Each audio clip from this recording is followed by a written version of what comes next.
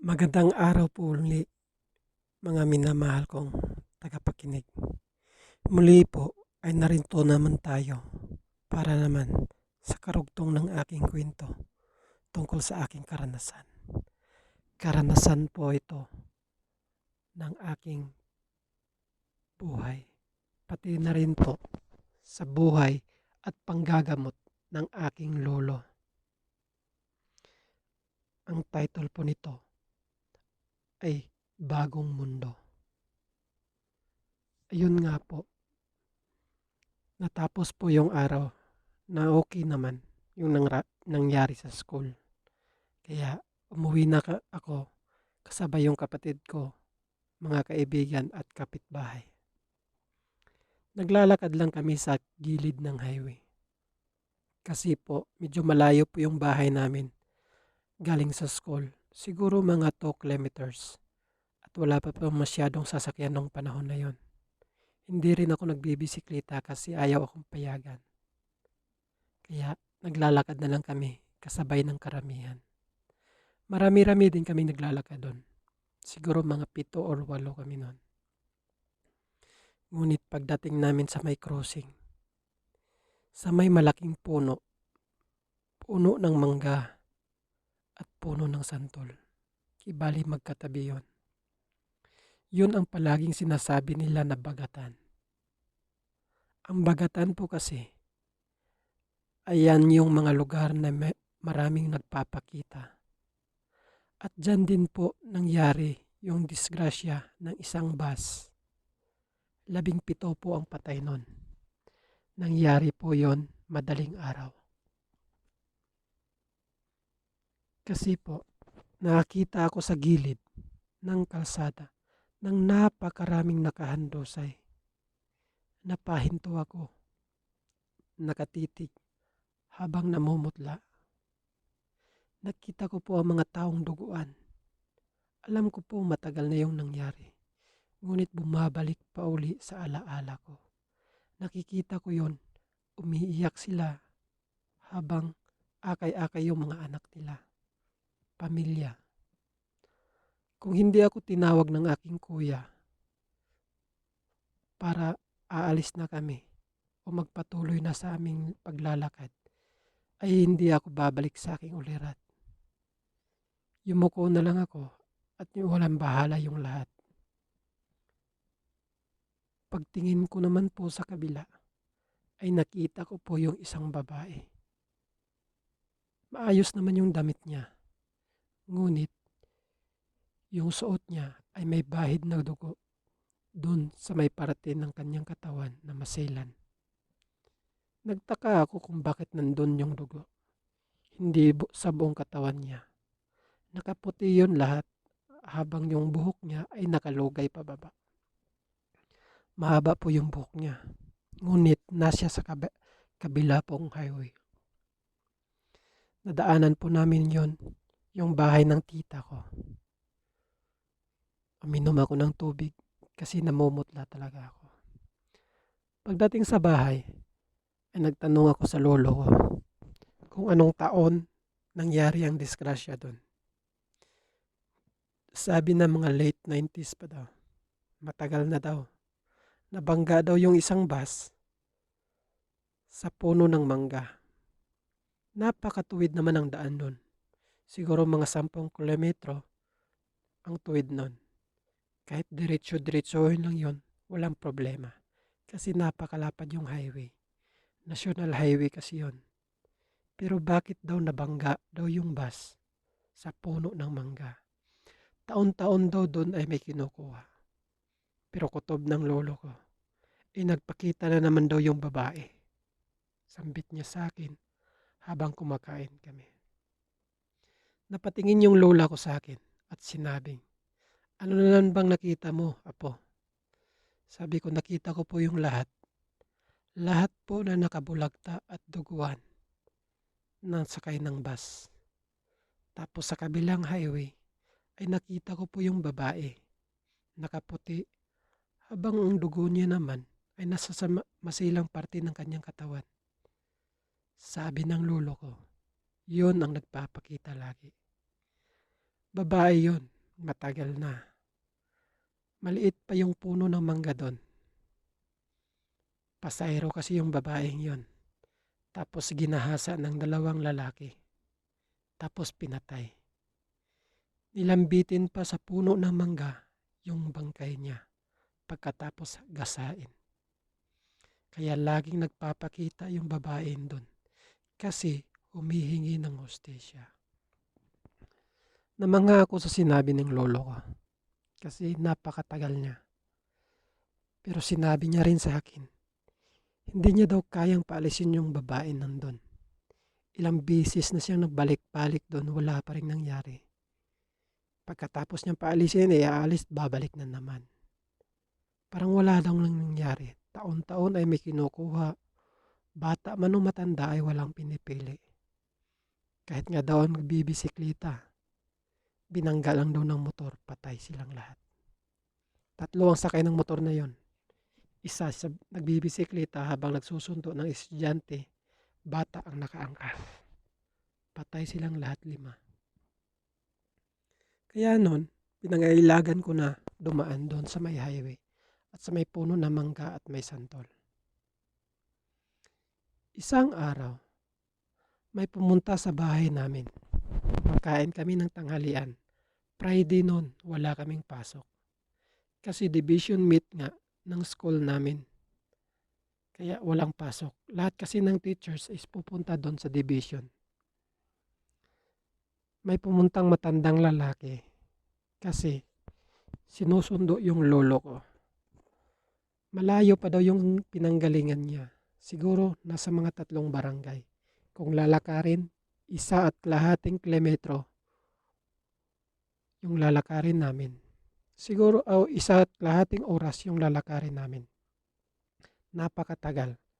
Pero may shortcut naman. Siguro aabot lang naman ng mga 45 minutes pag dito kami dadaan sa bundok. Yun nga po. Pagkatapos naming nananghalian, ay umalis na po kami.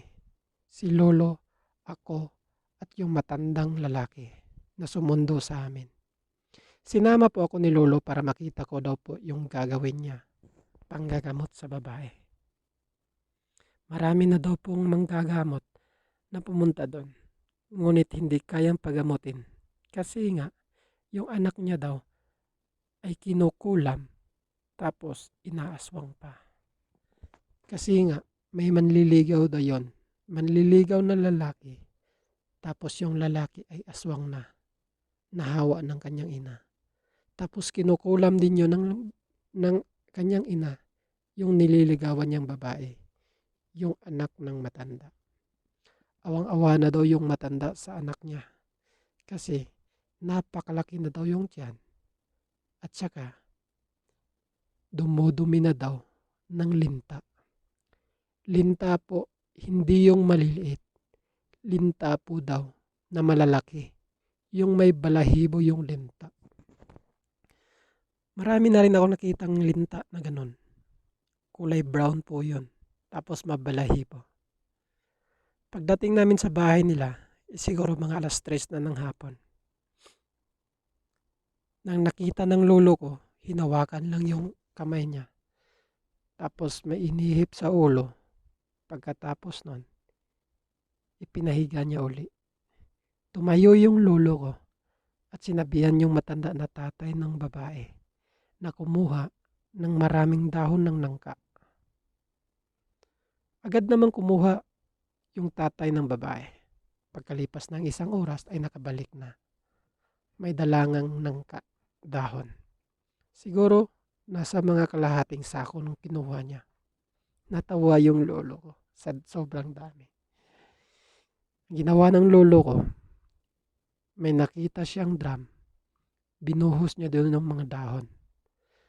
Tapos binabad niya ng 3 oras. Pinaupo niya yung babae doon. Pinaupo niya ng kalahating oras. Namangha ako sa ginawa ng lolo ko. Kasi maya-maya lang, yung mga linta ay lumalabas sa katawan niya. Dumadaan sa bandang puwet niya. Dumudumi nga ng linta, di ba? Di naman pwedeng dumaan doon sa ilong o di kaya sa bunganga. Pagkatapos nun ay medyo lumiit yung kanyang tiyan. Kinabukasan ginawa pa rin ng lolo ko ng ganong proseso. Pinainom siya ng langis na may dasal ng lolo ko.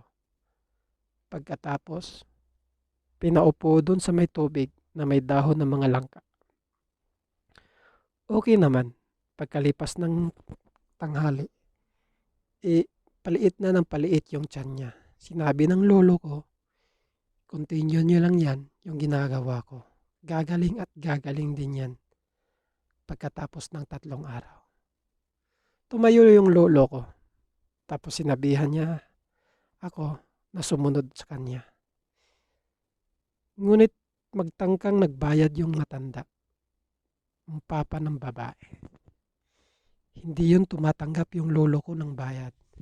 Kasi nga, ayaw niyang gawing negosyo yung ginagawa niya. Kasi bigay yun ng may kapal sa kanya. Pagkatapos nun, ay umalis na kami. Pero sabi ng lolo ko, alam ko kung sino ang may gawa nun, apo. Halika, daanan natin sa bahay nila.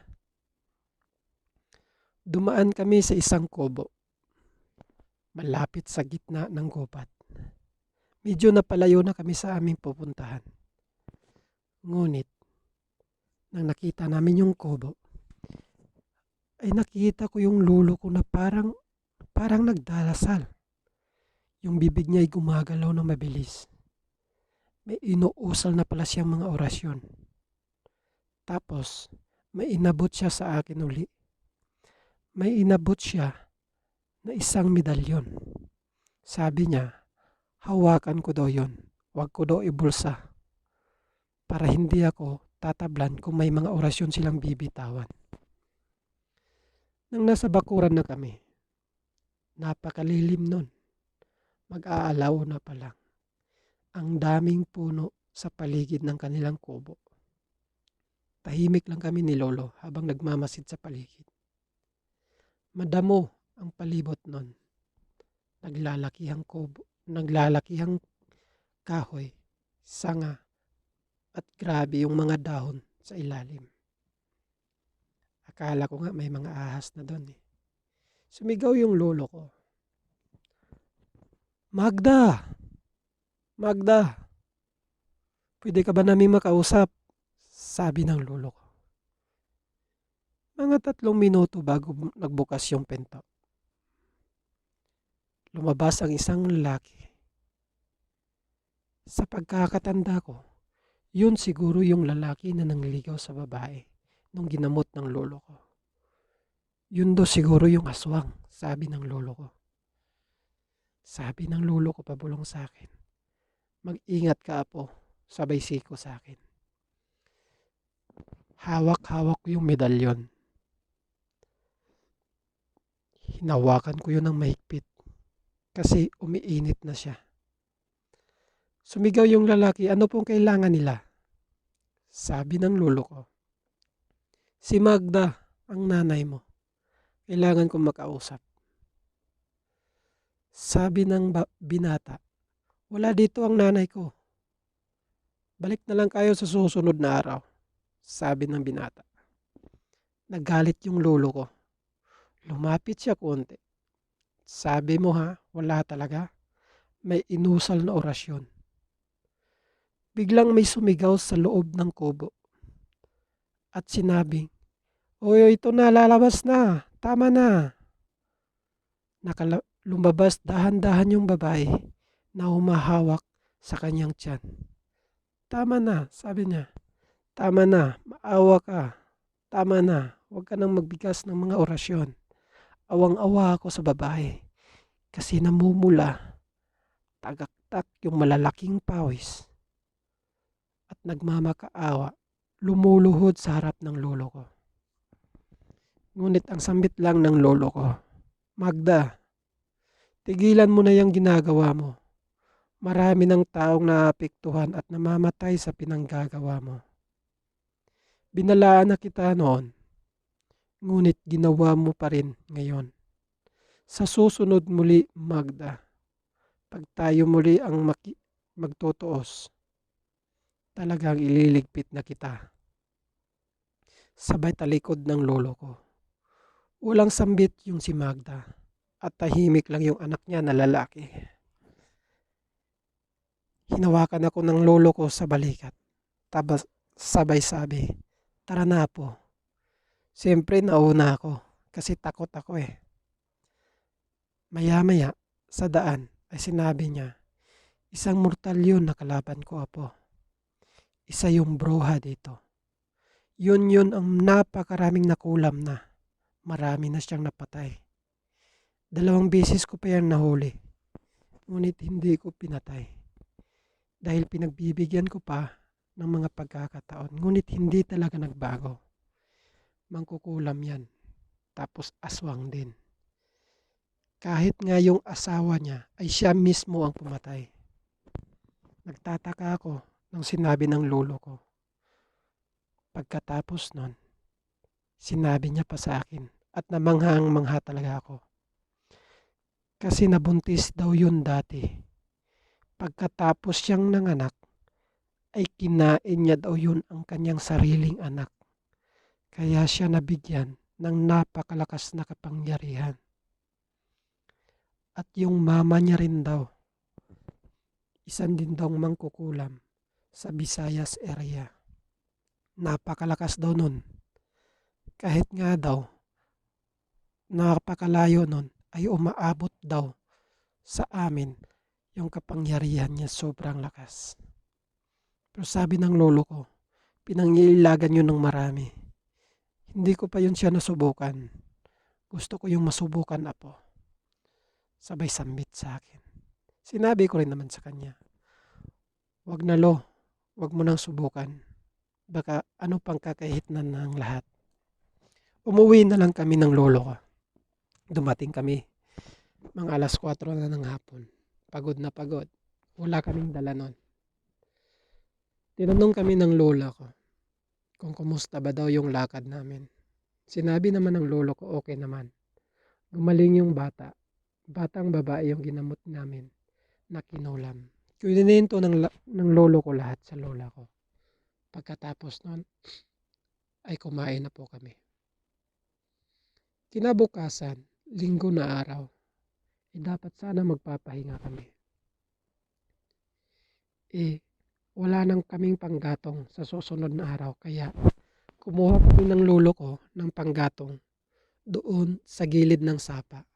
Yung sapa po itong binabanggit ko ay napakahaba po yan. Papunta po yan ng Agusan Mars. Ang Agusan Mars po ay yan, doon yan nahuli yung pinakamalaking buaya sa buong mundo na si Lolong. Balik tayo muli sa kwenta. Umaga pa lang mga alas 8. Umalis na kami ng lolo ko. Hindi naman masyadong kalayuan. Medyo malapit lang din naman. Siguro mga 20 minutes yung lalakarin namin. Makapunta na kami sa Pangpang. Pinili namin ng lolo ko doon sa may maraming kahoy. Kahit puputulin lang namin, okay na. Kahit buhay, okay lang. Pagkatapos nung nanguha kami ng mga kahoy, inipo namin lahat. Binugkot na namin. Okay na. Tapos sabay sambit ng lolo ko. Kukuha na rin tayo ng pang-ulam natin na po. Kasi wala na sigurong ulam sa bahay. Kaya kumuha kami ng gulay. Tinatawag ng gulay na yon is pako-pako. Masarap ulamin yan. Pagkatapos nun, wala akong masyadong nakita na pako-pako. Ngunit sinabi ng lolo ko, pumunta ka doon sa may malaking puno. Puno po iyon ng barobo. Ang barobo po ay isa pong klase ng puno na medyo malapad yung dahon katulad ng durian. Pero napakalaki. Kasing laki po yan ng napakalaking balete. Napakalilim sa ilalim. Sabi ng lolo ko, mag-ingat ka dyan na po kung pupunta ka dyan sa ilalim. Alam kong makikita mo yan, yung mga taon dyan nasa ilalim. Sabi ko, wala naman pong tao lolo. Iba yung taong sinasabi ko, sabi ng lolo ko. Kaya dahan-dahan akong pumupunta doon. Ang daming ang pako nakuha ko sa may ilalim banda. Kasi yung pako, ina inabubuhay yan sa malalamig na lugar. Kaya doon malililim, ang dami akong nakuha. Hindi ko naiwasang tumingala sa napakalaking puno ng barobo. Konting-konti na lang, mapupunta na ako sa ilalim nun. Siguro mga 2 dipa na lang. Makikita ko na yung puno at yung mga sanga niya. Napakalinis sa ilalim. Kahit yung mga tuyong dahon ay wala sa gitna. Nasa gilid lahat.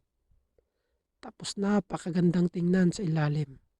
Parang ang lamig ng hangin sa ilalim nanggagaling. Nung tumingala ako konti, ay may nakita akong maitim na binti.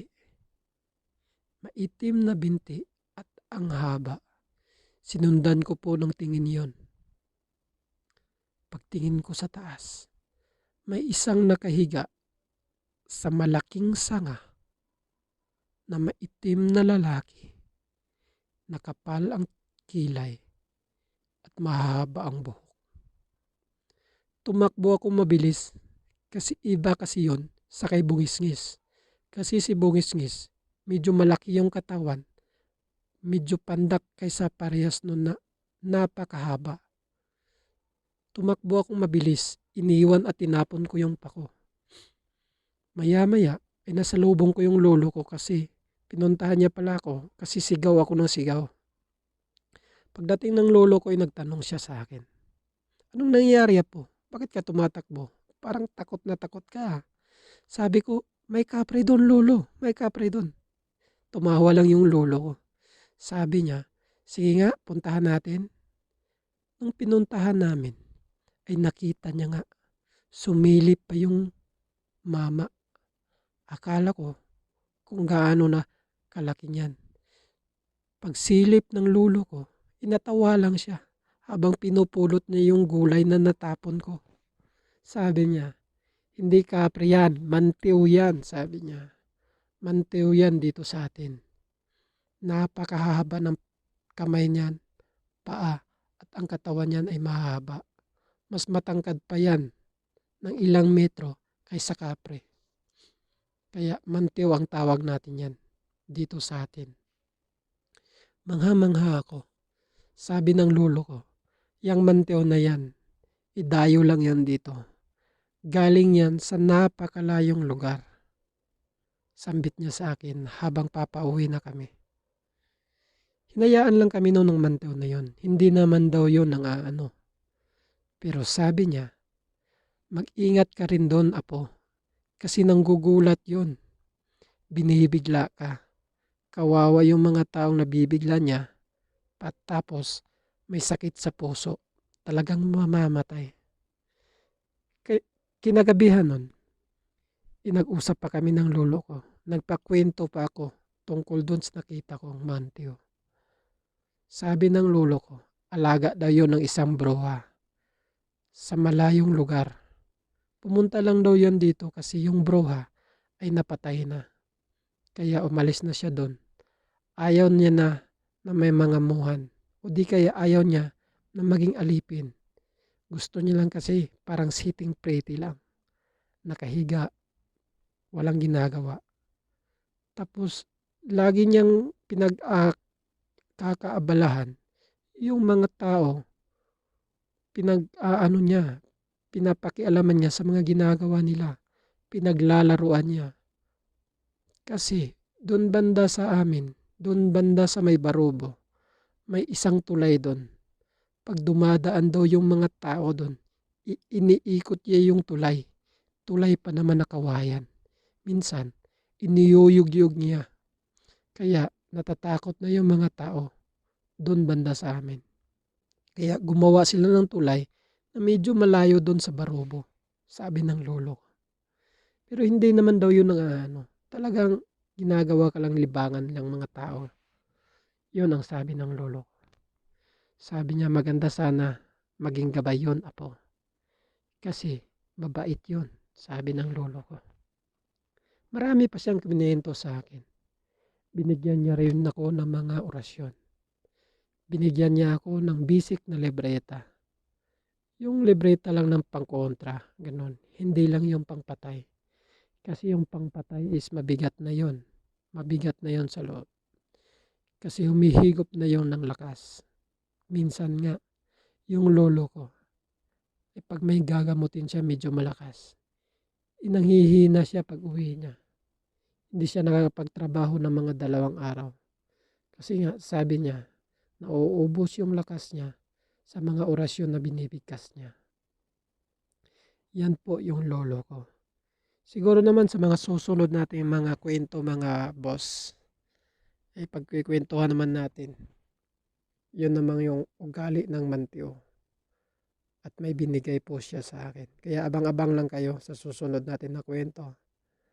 Sana mag-subscribe naman kayo, like at i-share nyo naman itong mga videos natin. Maraming salamat po.